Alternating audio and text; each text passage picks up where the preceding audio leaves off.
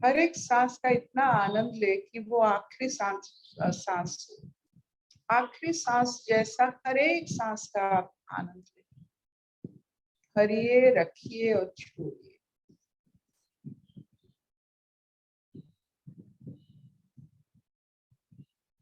कोई जल्दबाजी नहीं है सांस लेने में। प्राणी का एक ही धर्म होता है, प्राण रक्षा। हर प्राणी का स्वामी प्राण ही होता है।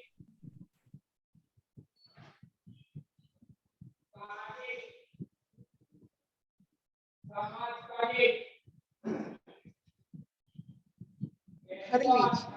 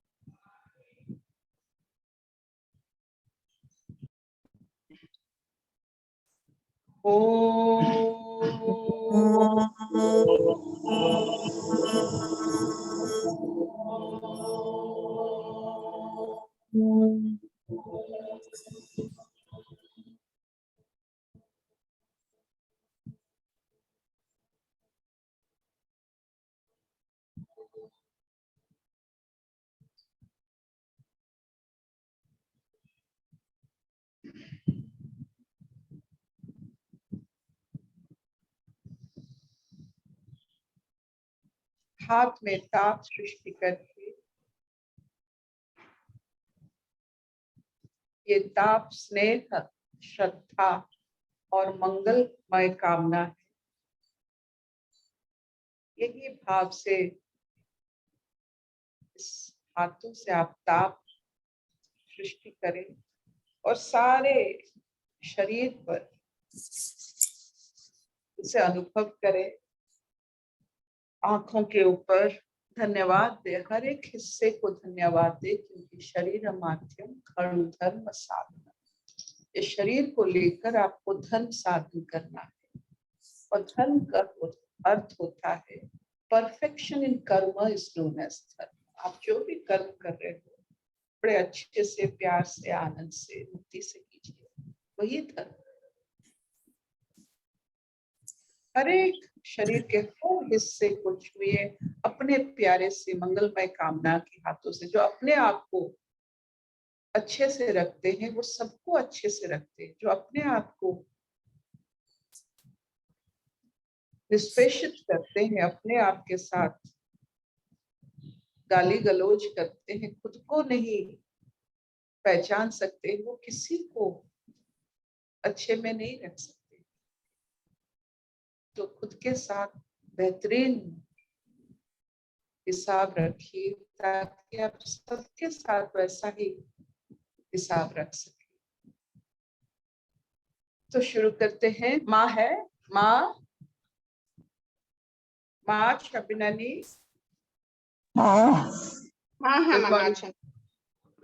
अच्छा, वेरी नाइस।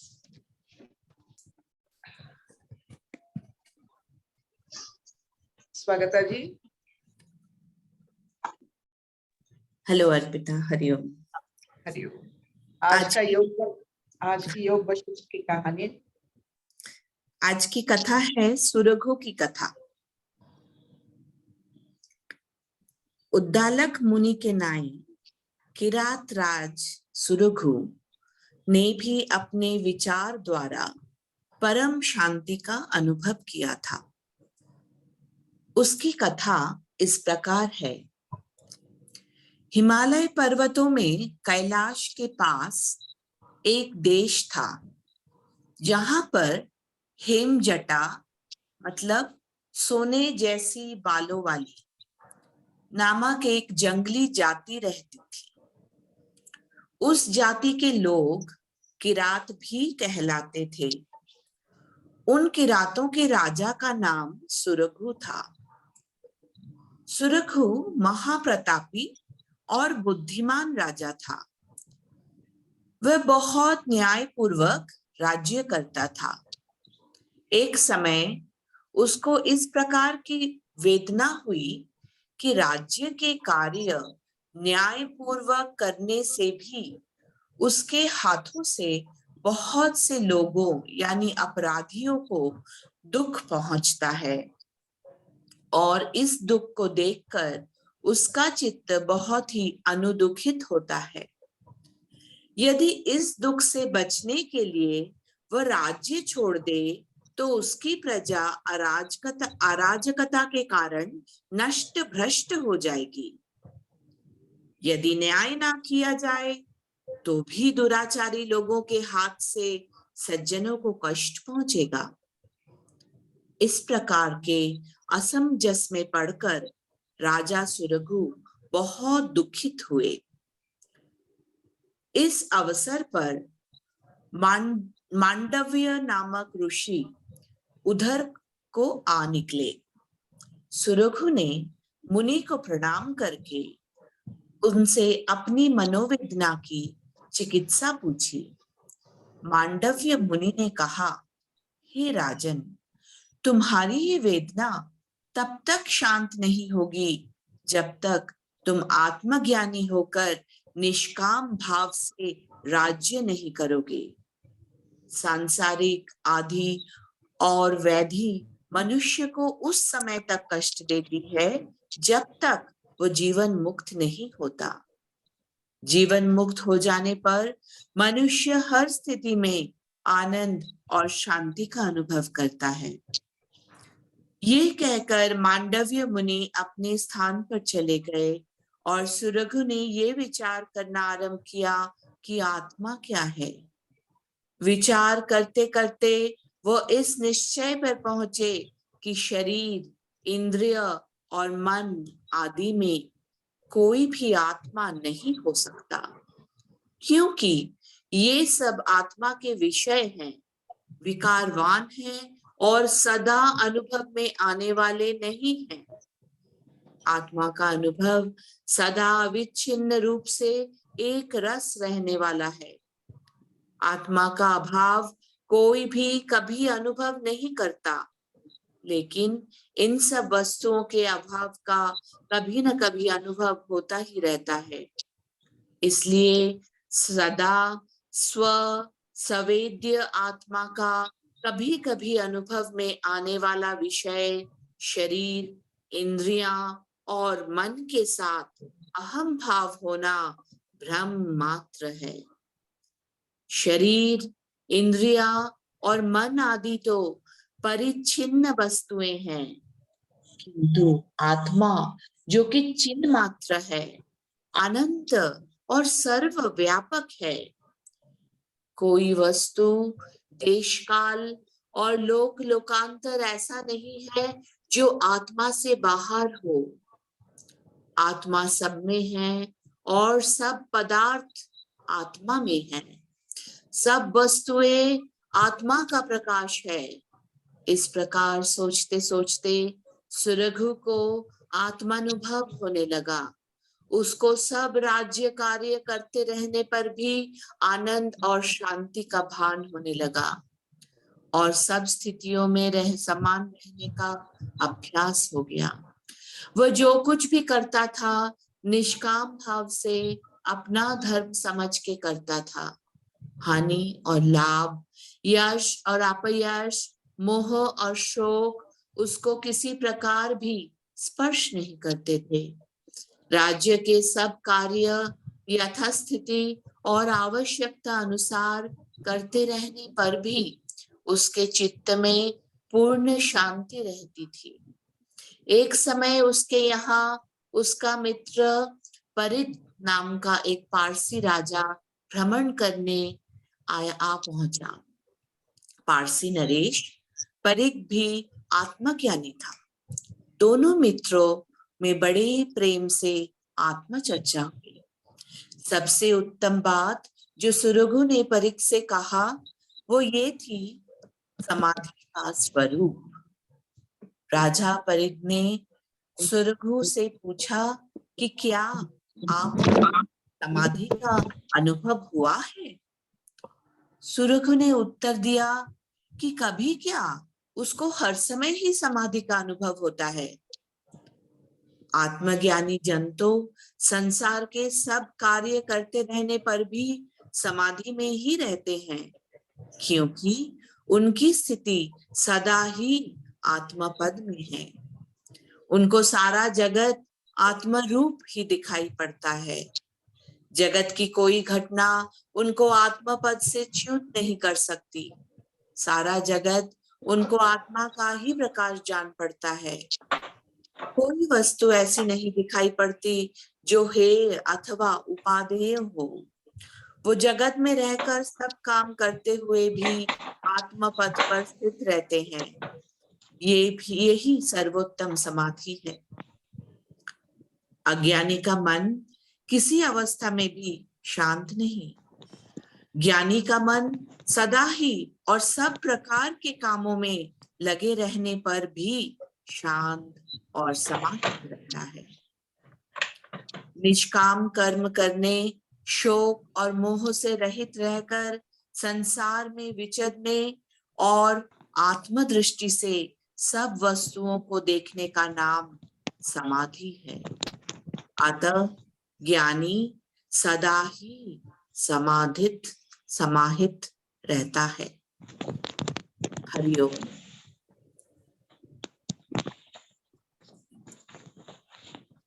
स्वागत है जी। बहुत ही न्यारा और एक पहलू का ये कथा है।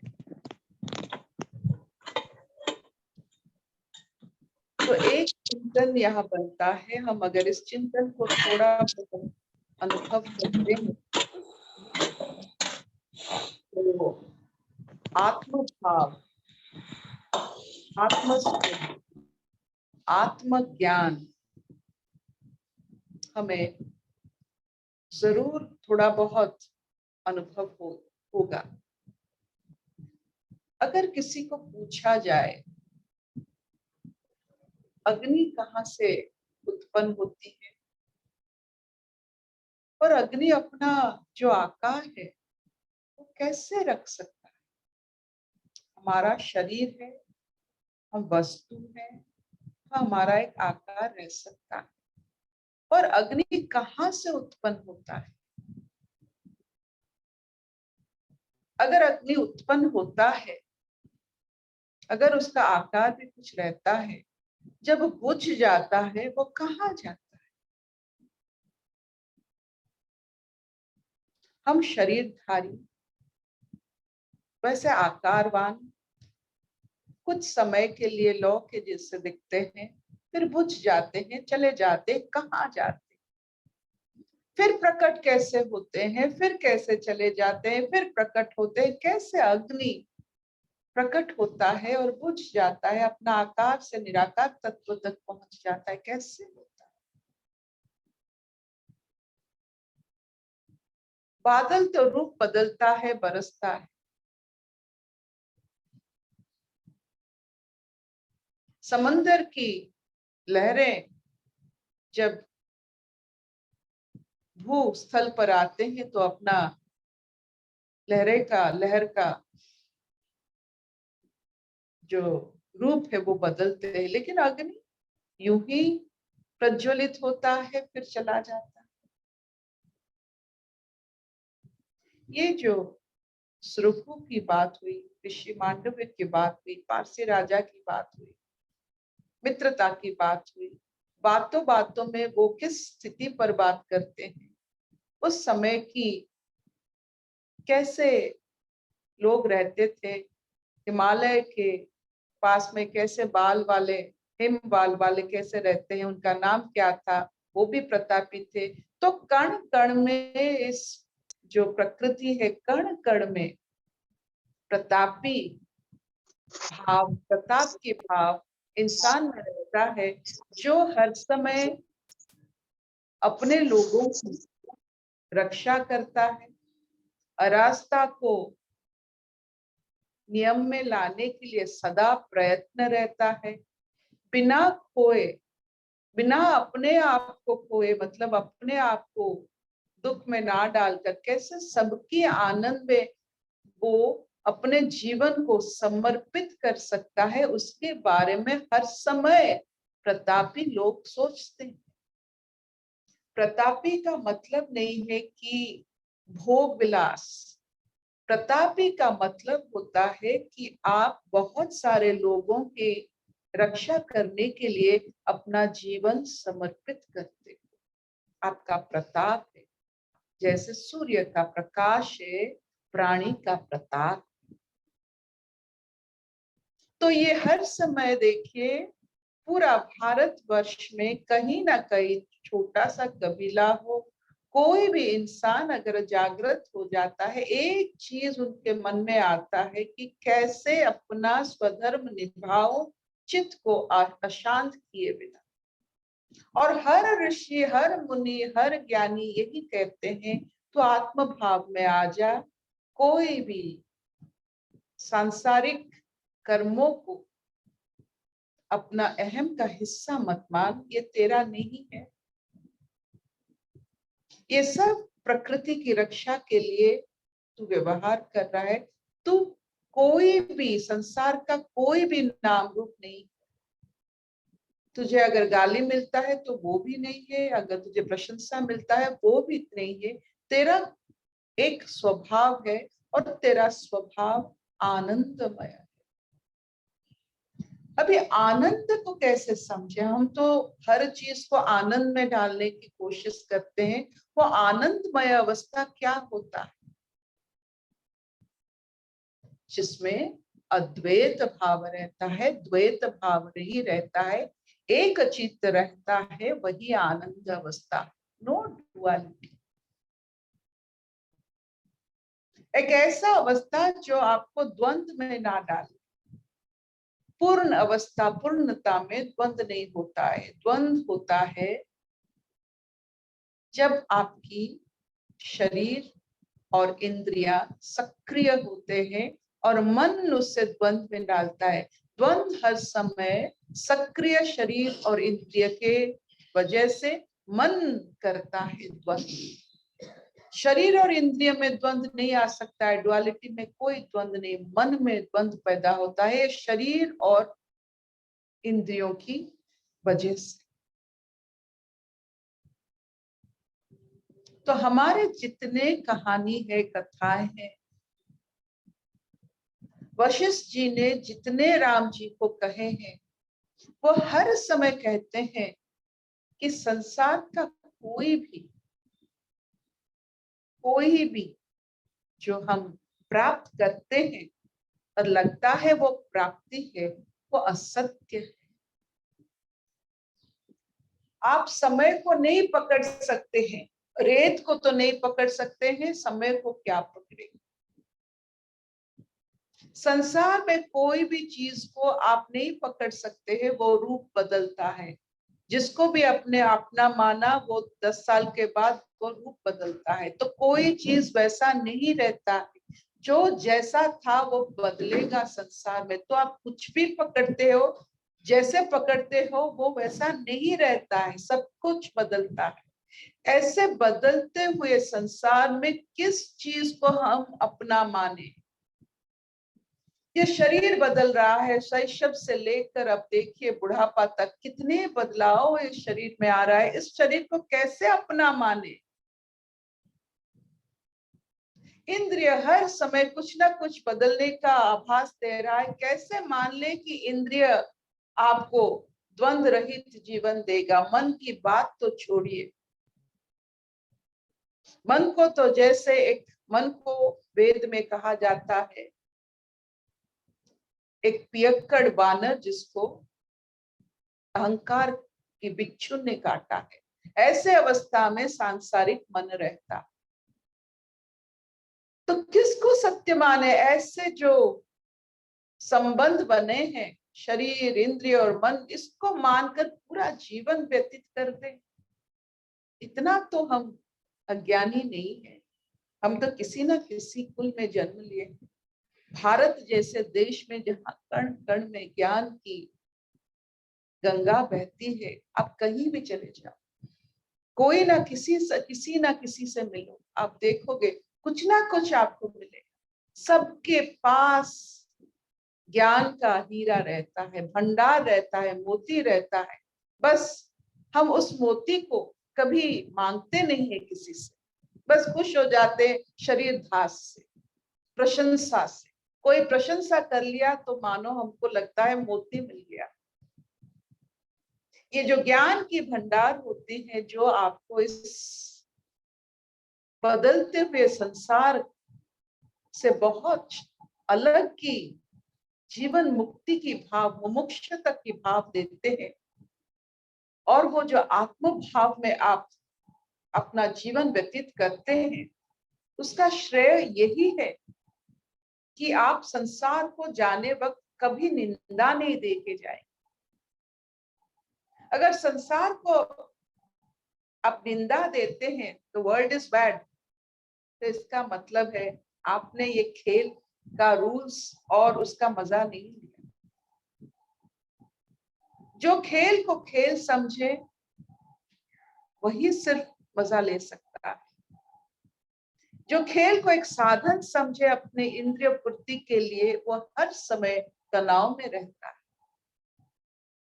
तो ये सुरखु महाप्रतापी ज्ञानी, ज्ञान को सम्मान देने वाला, और उसका देखिए उनका मित्र भी ज्ञान। दो ज्ञानी, दो मित्र बैठकर समाधिस्थ अवस्था में रहने की कोशिश कर रहे हैं। कैसे पूरा जीवन हम जो कर रहे हैं उससे विच्युत होकर एक स्थिर स्थिति में, ना कोई द्वंद्व की परिभाषा न हो अपने जीवन में, वैसे स्थिति में कैसे जिया जाए, फिर वो राजा क्यों ना हो। आप देखो, आप अगर ऋषि मुनि हो, संसार से छूटते हो, खुद राजा बनकर खुद आप रह सकते हो, लेकिन संसार में सबके लिए राजा बनकर जनक जैसा स्थिरता पाना, वो कितनी बड़ी बात है। घर छोड़कर जंगल में जाकर ये प्राप्ति हो सकती है, लेकिन संसार में रहकर राजा बनकर इतने सारे लोगों को संभाल कर, उनका नीति नियम अनीति को समझकर उससे उससे परे रहकर आत्मज्ञान में, आत्मस्थिति में, समाधिस्थ अवस्था में, मुक्त अवस्था में चलन प्रचलन करना कितनी बड़ी।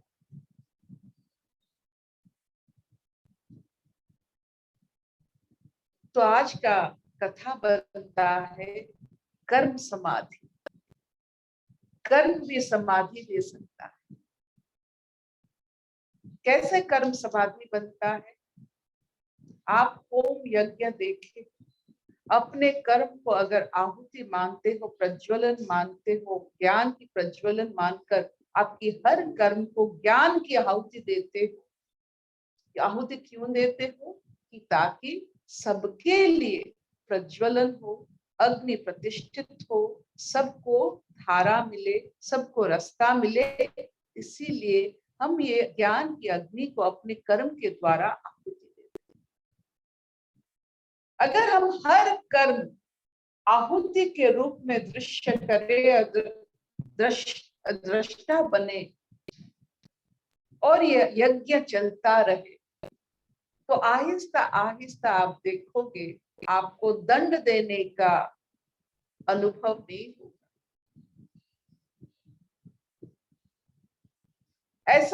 ऐसा बात आपके कर्ण में नहीं पहुंचेंगे कि आपको दंडधारी बनना पड़े।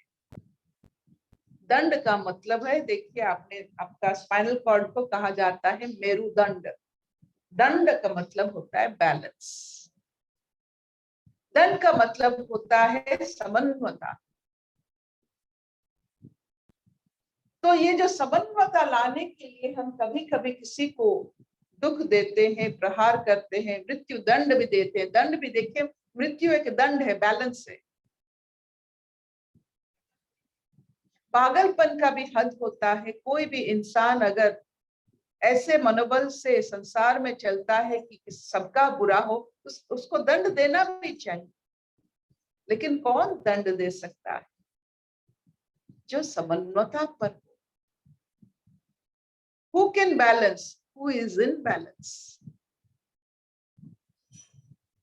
तो आत्म भाव से जो आपका बैलेंस यानी समन्वता मिलती है, आप ही दंड देने का अधिकार रखते हो जो समन्वय भाव में रहते, सब नहीं। आप देखो घर गृहस्थी में बातों बातों में हम दंड देते हैं, लेकिन जो समन्वता में रहते हैं उनकी जो होती है, उनका जो साइलेंस होता है वो बहुत बड़ी बात होती है। और जो बैलेंस में नहीं होते हैं, साइलेंस में भी बैलेंस आ जाता है। तो एक ऐसा भाव है जिस आत्म भाव बोलते हो, सतचित आनंद बोलते हो, इसमें हर दंड समा जाता। It is such a balance state कि कोई भी उसके पास आता है तो वो खुद बैलेंस हो जाता है। जब आप देखते हो, हम जब ये जो क्या कहते हैं वो जाते हैं बूढ़ो पके अपने पड़ जवाब में, वो क्या कहते हैं जो बूढ़ो पके को जाओ आओ आओ कौन से कौन कौन सी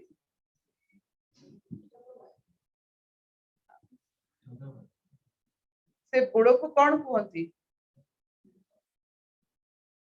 कभी हमें जो बूढ़ो पके को जाओ कौन मत शब्दटा सुने से मन में कुछ कुछ के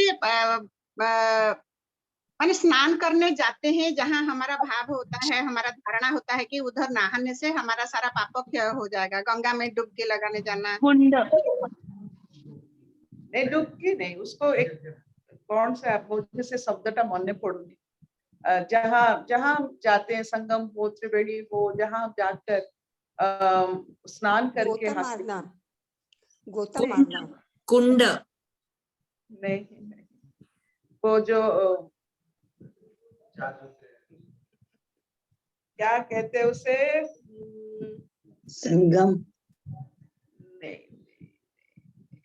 स्नान घाट कुंभ, हाँ कुंभ मेले जो लगते हैं, जब महाकुंभ होते हैं, महाकुंभ होते हैं, वो कुंभ का नाम याद नहीं आता था। वो किस परिस्थिति में वो कुंभ होता है कि ग्रह की परिस्थिति ऐसा होता है, उस पानी में वो पानी आयोनाइज्ड रहता है। हम 70 भाग पानी है, हमारे हर रोग वैराग जो भी है हमारे अंदर, वो पानी के, आप देखते हो कि पानी का जो H2O है, उसका जो फॉर्मूला है वो एक आकार है। अपने जीवन धारण करने के हिसाब से हमारा वो जो अंदर की पानी भी अपना जो आकार होता है, जिसके वजह से हमारे इतने सारे द्वंद्व, शोक, पीड़ा, ये सब उसी के कारण होता है। तो जब हम मंत्र ध्यान करते हैं, आप देखो कि जब कोई बड़े मन से और प्यार से गायत्री मंत्र करते हैं, वो H2O का कैसे बनता है, संगम कैसे बनता है, और वो H2O का जो शेप साइज इतना अच्छा बनता है कि आप धारण कर सकते हो महाज्ञान।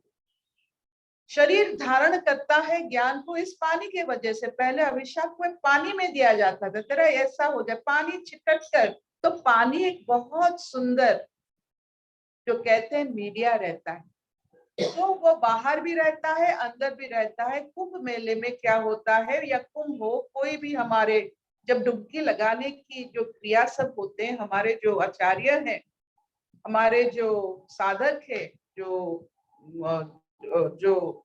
ग्रह नक्षत्र को पहचानते हैं, उनका एक मिलन से एक जगह पर, एक पानी पर आयोनाइज्ड बॉटल बनता है, जहां आप उसमें डुबकी लगाने से बाहर का आयोनाइजेशन जैसा है, आपका अंदर भी वैसा हो जाता है। आप स्वास्थ्य पर, निरोगपन पर, और अपने जो जितने विकार हुए हैं, इसमें थोड़ा सा राहत मिलता है। जो मंत्र से भी हो सकता है। तो ये जो डुबकी लगाना, ये बहुत ही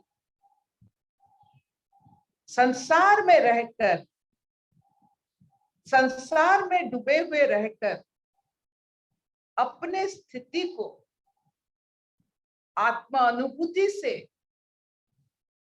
हर पल उस अवस्था में रहना, ये बहुत ही बड़ी स्थिति है।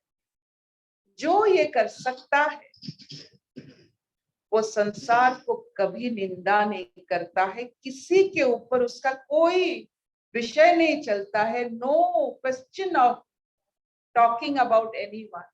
वो सब में परिपूर्णता देखता है जो खुद परिपूर्ण हो।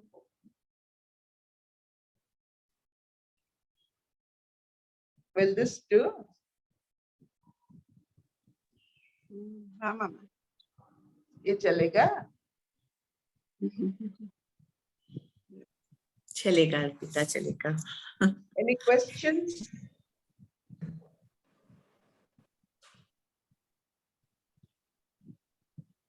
तो जो आत्मा अवस्था में होते हैं उनके पास जो डुबकी लगाने के लिए आते हैं, वो भी उनका जो व्यतिक्रम होता है वो सही हो जाता है, साझा हो जाता है। वही डुबकी का तो आत्म भाव में सतचित आनंद एक कुंभ मेला है। जब कोई भी उसके पास आते हैं वो सही होकर, साझा होकर, उलझन से सुलझ जाते हैं। उसको कहना नहीं पड़ता। जहां आपको दंड देना हो, इसका मतलब है आप सुलझे नहीं। आप सुलझ जाओगे, दंड की कोई जरूरत नहीं।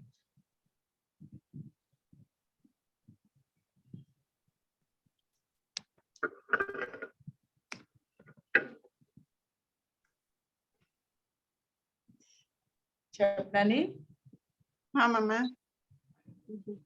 समझ में आया? बहुत अच्छा। Any questions from anyone?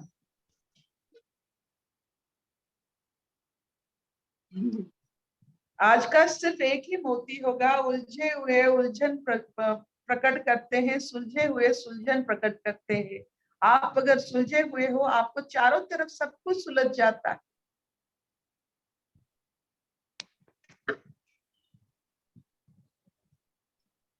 अशतो मा सद्गमय तमसो मा ज्योतिर्गमय मृत्युर्मा अमृतं गमय।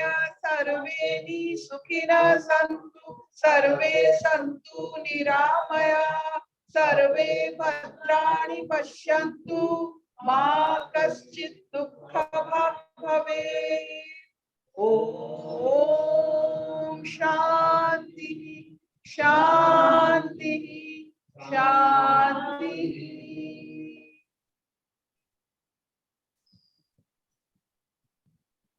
Thank you so much for listening to this.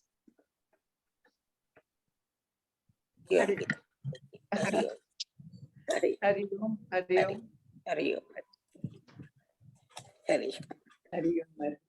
Thank you so much. Thank you. हमको मेरे सामने आता है, मैं तुझे पहचानूंगी, कभी भूलूंगी। ये मालिक मैं तेरी शरण में हूँ, तेरे मेरे लीन हो जाऊं, मैं खो जाऊं। ये मालिक मैं लीन हो जाऊं, मैं खो जाऊं। ये मालिक मैं।